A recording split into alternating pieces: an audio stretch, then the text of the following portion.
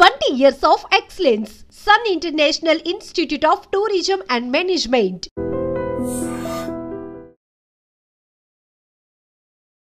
Hi hello welcome to iDream. నేను మీ కాజల్. ప్రస్తుతం మనతో పాటు stock market analyst Shri Ramachandramurthy garu ఉన్నారు. ఆయనతో మాట్లాడతాం. నమస్తే సార్. నమస్తే అండి. సో ఇప్పుడు మనం చూసుకున్నట్టయితే మ్యూచువల్ ఫండ్స్ మనం చూస్తూనే ఉంటాము.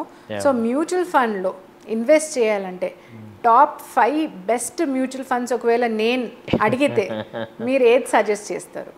తప్పకుండా అండి. ఇప్పుడు మ్యూచువల్ ఫండ్స్ అనేది ఏంటంటే అసలు ఫస్ట్ యావరేజ్గా అన్ని మ్యూచువల్ ఫండ్ కంపెనీస్ కూడా యావరేజ్గా బాగానే రిటర్న్స్ ఇస్తాయి. యావరేజ్గా చూసుకుంటే 15% నుంచి 20% మధ్యలో పర్ యానం వేరీ ఉంటూ ఉంటుంది. సో అయితే ఒక్కొక్కసారి ఒక్కొక్క ఇయర్ ఒక్కొక్క ఫండ్ బెటర్గా పర్ఫామ్ చేయొచ్చు.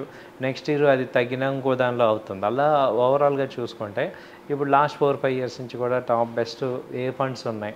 అలాగే ఇప్పుడు ఐసిఐసిఐ మ్యూచువల్ ఫండ్ ఉంది. దానిలో కూడా కొన్ని ఫండ్స్ విపరీతంగా పెరుగుతుంటాయి, కొన్ని ఫండ్స్ డౌన్ అవుతూ ఉంటాయి. సో అలా ఆ ఫండ్ బట్టి ఆ ఫండ్లో ఉన్న కంపెనీల యొక్క పర్ఫార్మెన్స్ని బట్టి ఉంటాయి. ఆ పర్ఫార్మెన్స్ మారుతూ ఉంటుంది. సో ఇదేంటంటే పాస్ట్ టైమ్స్లో జరిగింది చెప్తున్నాం, ఫ్యూచర్లో కూడా జరగచ్చు జరగకపోవచ్చు. కాబట్టి మీరు పాజిటివ్గా తీసుకొని ఒక ఇన్ఫర్మేషన్ లాగా తీసుకోండి. ఇప్పుడు నేను చెప్పేది ఇప్పుడు ఏంటంటే first ICICI Prudential infrastructure fund అనేది ఇప్పుడు టాప్ పర్ఫార్మెన్స్ చేస్తుంది. దీని ఏఎం వచ్చి దాదాపు 8,000 కోట్లు ఏఎం. సో కరెంట్ వాల్యూ వచ్చి 13.75 lakhs ఉంది. రిటర్న్ వచ్చి 33% రిటర్న్ లాస్ట్ ఇయర్ మీద ఇచ్చింది.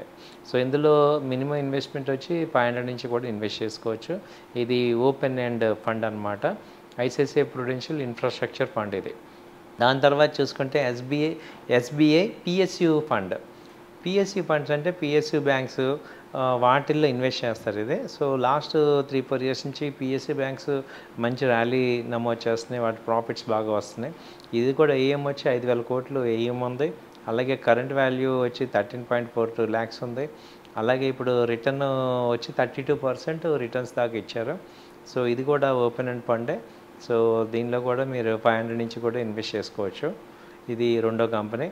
మూడోది వచ్చి Invesco India PSU equity fund. ఇది కూడా పిఎస్యు బ్యాంక్స్ నుంచే వస్తుంది. ఈ కంపెనీ వచ్చి ఇన్వెస్కో మ్యూచువల్ ఫండ్. వీళ్ళు కూడా దాదాపు 1,500 crores ఏఎం ఉంది. ఇది కూడా రిటర్న్ 33% దాకా ఇచ్చింది. సో దీనిలో కూడా అంతే, ఇది కూడా ఓపెన్ ఎండ్ ఫండే. దాని తర్వాత వచ్చి Motilal Oswal mid cap fund. So మోతీలాల్లో మిడ్ క్యాప్ ఫండ్ బాగా పర్ఫామ్ చేస్తుంది. ఇది దాదాపు ఏఎం వచ్చి 30,000 crores ఏఎం ఉంది. కరెంట్ వాల్యూ 13.4 lakhs ఉంది. అలాగే రిటర్న్ వచ్చి 32% రిటర్న్. సో ఇప్పుడు జనరల్గా నేను మీకు చెప్పింది 15% రిటర్న్. ఈ కంపెనీలు దాదాపు 30% రిటర్న్స్ ఇస్తున్నాయి. అలాగే బంధన్ ఇన్ఫ్రాస్ట్రక్చర్ ఫండ్. సో ఇప్పుడు ఎక్కువగా ఏం జరుగుతుందంటే ఇన్ఫ్రాస్ట్రక్చరు, ఇందాక ఫస్ట్ కూడా ఐసిఐసిఐ ఇన్ఫ్రాస్ట్రక్చర్ ఫండే ఉంది. ఆ తర్వాత పిఎస్యు బ్యాంక్స్, ఈ రెండు బాగా ఫండ్స్ గ్రో అవుతున్నాయి. ఇందులో కూడా 1,600 crores ఇన్వెస్ట్మెంట్ ఏఎం ఉంది. రిటర్న్ వచ్చి 31% రిటర్న్ ఇస్తున్నారు. అలాగే క్వాంట్ స్మాల్ క్యాప్ ఫండ్ ఉంది. క్వాంట్ మ్యూచువల్ ఫండ్ వాళ్ళది. వాళ్ళకు కూడా 28,000 crores స్మాల్ క్యాప్ ఫండ్లో ఉంది. అది 31% రిటర్న్ ఇచ్చింది. తర్వాత ఫ్రాంక్లిన్ వచ్చి బిల్డ్ ఇండియా ఫండ్.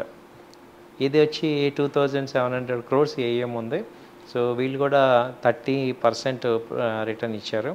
సో ఇలా మనంత టాప్ 6 తీసుకుంటే యావరేజ్గా 30% రిటర్న్ అనేది అబ్నార్మల్ గ్రోత్ అనమాట. సో మ్యూచువల్ ఫండ్స్లో బాగా వచ్చినట్టు, ఎందుకంటే ఆ కంపెనీస్ పర్ఫార్మెన్స్ బాగా చేసాయి కాబట్టి ఇవి మంచి ప్రాఫిట్స్ ఇవ్వగలిగింది. అయితే ఇదే మళ్ళీ రెగ్యులర్గా వస్తుందా లేదా అని చెప్పలేము. సో కాబట్టి దాన్ని మనం అర్థం చేసుకోవాలి మీరు. సో మీరు ఒక నాలెడ్జ్ కోసం ఇది తీసుకోండి. బట్ లాంగ్ టర్మ్లో ఇవన్నీ కూడా పర్ఫార్మెన్స్ మనకి సక్సెస్ఫుల్గా అవుతున్నాయి.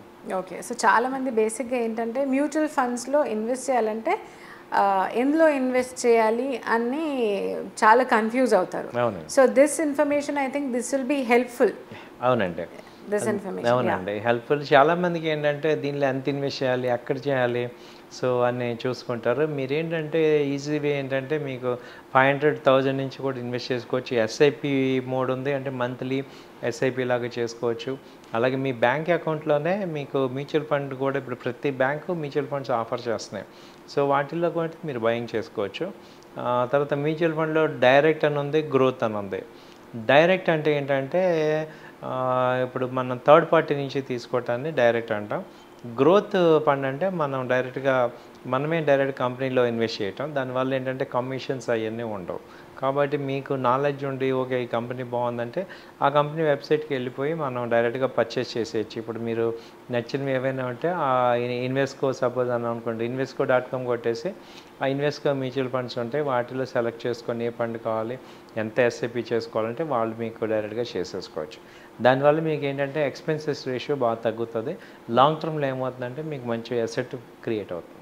ఓకే, సో మ్యూచువల్ ఫండ్స్లో ఎలా ఇన్వెస్ట్ చేయాలి, ఎందులో ఇన్వెస్ట్ చేయాలని చాలా చక్కగా మన వ్యూవర్స్ అందరికీ తెలియజేశారు. Thank you so much. Thank you అండి. Thank you.